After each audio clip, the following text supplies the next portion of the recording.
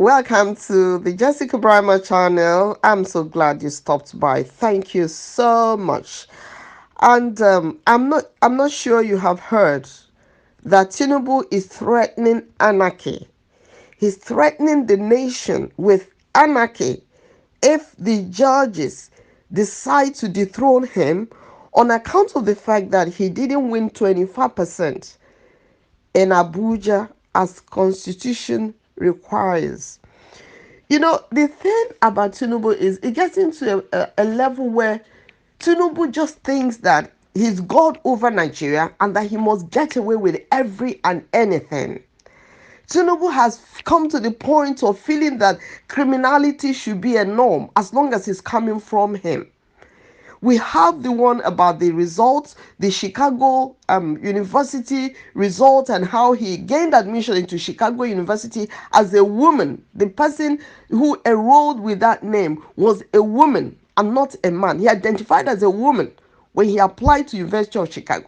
We've heard about that. We've heard about how he forfeited over $400,000 US dollars to the American government because of the cocaine trafficking case that he had. We are now saying, even if we want to forget about those ones, our constitution says that for you to rule Nigeria, you must have 25% in Abuja, the Federal Capital Territory. So Tinubu is telling the judges, he's threatening everyone. He's threatening the whole nation and telling the judges that they dare not remove him. They dare not retrieve the stolen mandate from him. Otherwise, there'll be anarchy. I know Tinubu has so many people fighting for him. He has the thugs. Remember the thugs that we all saw in broad daylight killing people just because they said we want to vote for the candidate of our choice. They killed, they maimed, they burnt vote cast. They burnt them and nothing happened to them.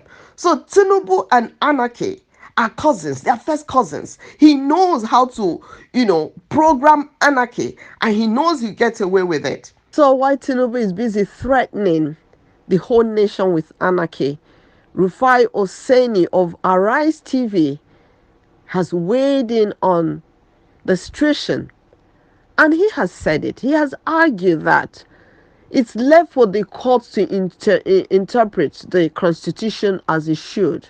The constitution is greater than any Tinubu or any amount of money he has or any kind of threat that he could issue.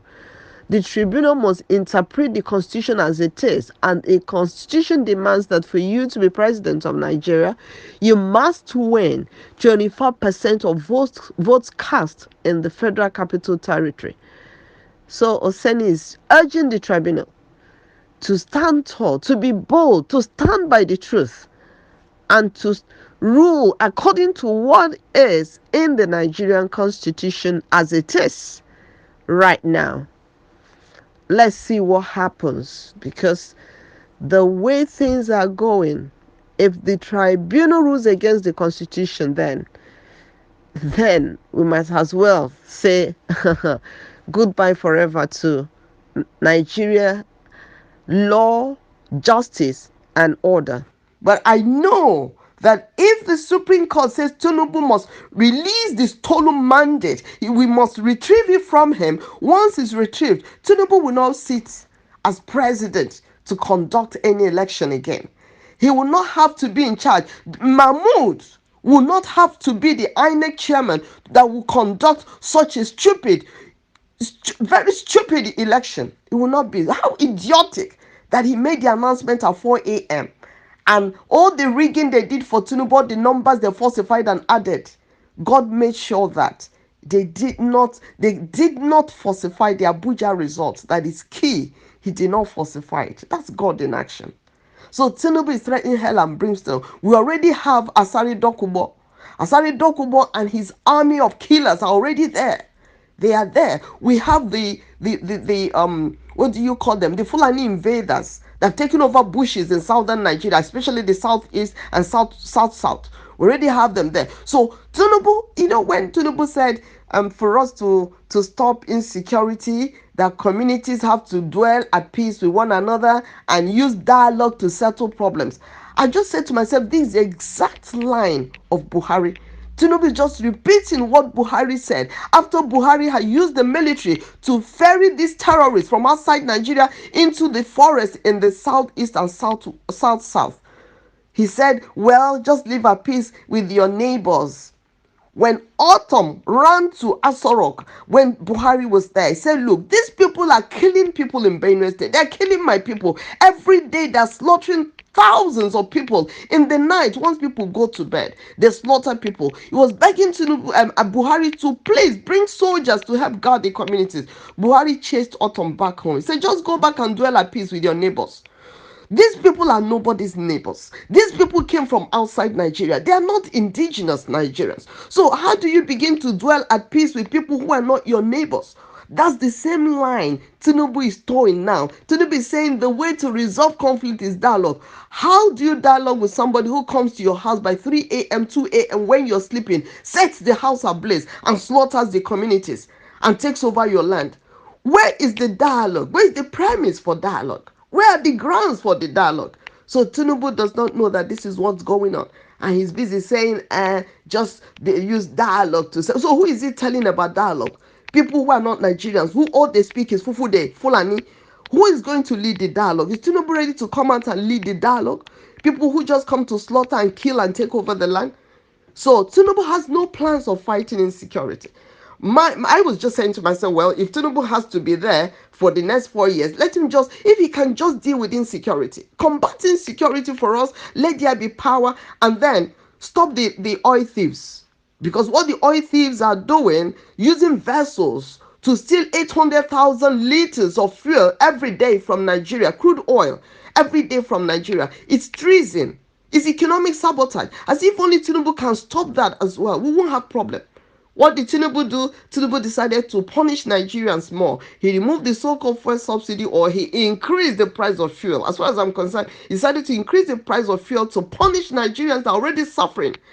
And then he says, oh, every month the government is making 400 billion naira from the removal of fuel subsidy. Then, in spite of the 400 billion naira monthly, Tinubu is still asking the House of Assembly to give him 500 billion naira for palliatives so that they can just share money to the boys. He said, oh, how many million homes will get 8,000 monthly? What will 8,000 do for families? A carton of Indomie is almost 8,000. So will a carton of Indomie feed a family of 5 or 4 in a month? What would that do for a family? The whole thing is just comedy of errors. It would have been so funny, if it wasn't tragic. And this is very, very tragic. So Tinubu is threatening us because he has the army of Fulani terrorists in the bush to help slaughter more people. He has Asari Dokubo and his army, men in black, unknown gunmen, terrorizing people all over southern Nigeria. He already has them. So that's why Tinubu can open his mouth and threaten that there'll be chaos, there'll be anarchy. That chaos and anarchy will only consume Tinubu and his cohorts. It will no more consume innocent Nigerians because many blood have been shed. Enough of innocent blood, enough of this bloodletting all over Nigeria.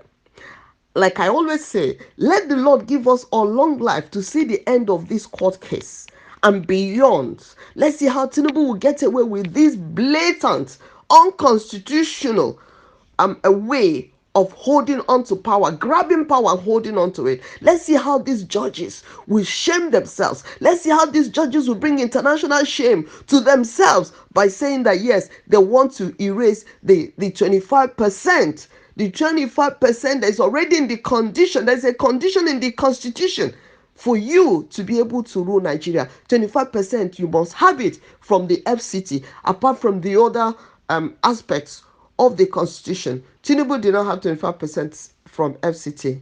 And let's see what happens. All these threats he's threatening, well, he can't kill everybody. He cannot. Tinubu, he cannot kill everybody. And the Bible says, it said, they that live by the sword shall perish by the sword. That's all I have to say. I'll leave it there for now. Thank you for stopping by. If you haven't subscribed to my channel, hit the subscribe button, click the thumbs up, and share this information, please. God bless you richly.